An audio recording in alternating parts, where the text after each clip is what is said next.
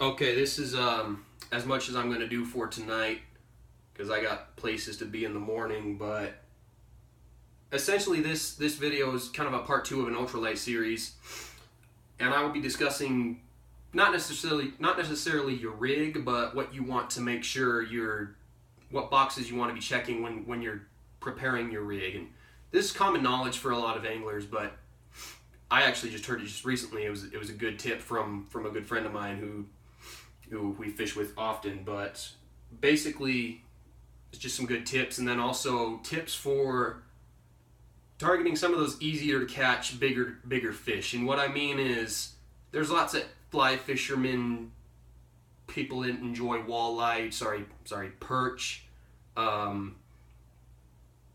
bluegill, and those fish do not often get more than a pound, depending on your location. Obviously trout can, but it's pretty hard to catch big trout in a lot of situations.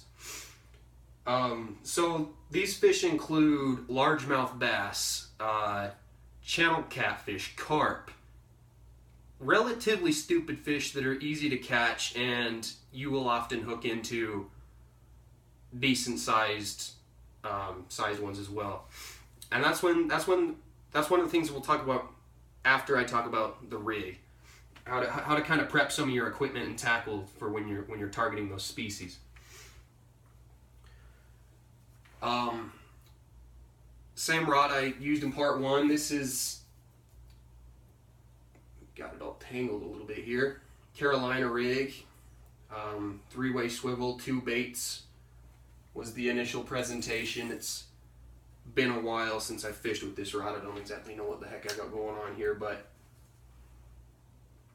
essentially when you prep your rig, get your line right, obviously, but this isn't really about the line, it's more about the knots. The knots are most important. People think, I got a 30-pound line, I'm gonna catch 20-pound fish, no problem. You might have a 5-pound knot on that 30-pound line. Now that's not very realistic, but you get what I'm saying. Like, if your knot's garbage, then you're going to be losing that ability very quickly. So what you can do is, as you're prepping, you're taking drag off your line as if just imitating what a fish would do.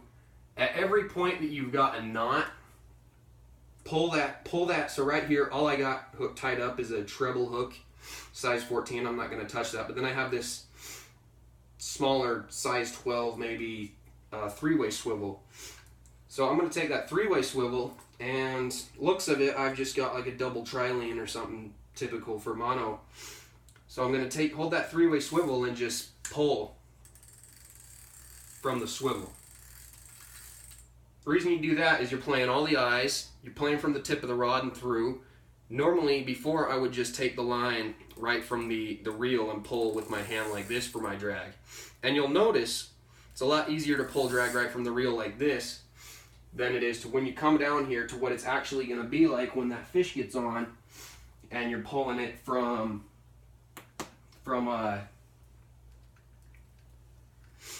like the fish is pulling it. So you pull it from where the fish would be pulling it. In this case, I'm not going to touch the small hook, but you got the swivel, which is holding just fine. So I know that I'm confident that this will perform.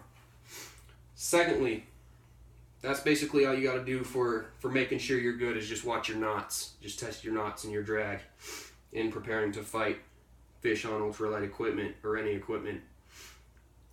And secondly, dropping rods altogether, talking more about bait.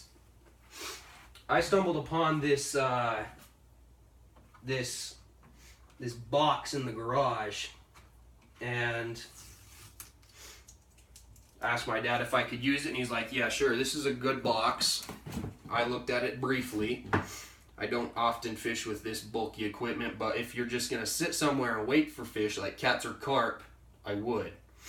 This is an old Plano, and I tend to think that older equipment is often more durable than some of the newer stuff. Maybe not as effective, but more durable.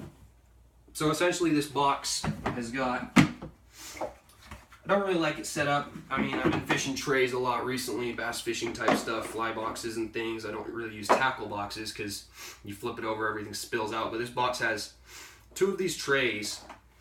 That's besides the point though. What I really wanted to talk about is something that might work.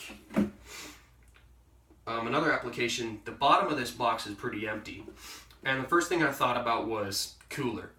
I could somehow fill this with ice, insulate it with foam, whatever, and make a cooler for worms, anchovies, whatever it is that needs to keep cool, hot dogs even, so that it doesn't expire. That way you got your baits in a good situation there.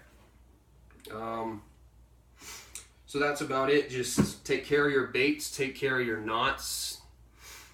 I'll probably make a video down the road about hooking different baits, how to hook and not hook baits in different situations, but yeah. Oh, one more thing. When you catch a big fish, you're not always going to be on a boat ramp or a beach. Meaning you can't just play that fish and then he's all worn out and you just pull him up on his bill and he's done and he's just submissive and you can unhook him and put him back. Oftentimes your shoreline might be like a foot, 2 foot, 20 foot drop off to where you got that fish. So then it's smart to, 1, trust your knots, play him so he doesn't have energy when you're ready to bring him land, or just have a net, because you can just scoop him up when he's played, obviously.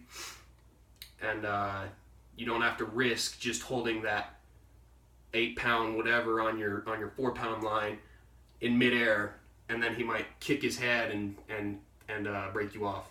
So nets, knots, and baits, pay attention to those. You should be good out on the water. Good luck, more to come, and see you guys later.